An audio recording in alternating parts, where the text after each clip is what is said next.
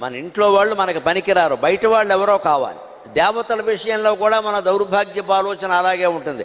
మన ఊళ్ళో లలితాదేవి గుడి ఉంది, విష్ణుమూర్తి గుడి ఉంది, వెంకటేశ్వర స్వామి గుడి ఉంది. ఇవేవి పనికిరావు మనకి. తిరుపతి తిరుపతి తిరుపతి. ఈ మధ్య కొత్త తోట మొదలు పెట్టారు చాలా మంది. మేము నెల నెలా పెడతాం, పని లేదా, నీ మొహం చూసి విసుగొస్తుంది వెంకటేశ్వర స్వామికి వెళ్ళడం మారాయి.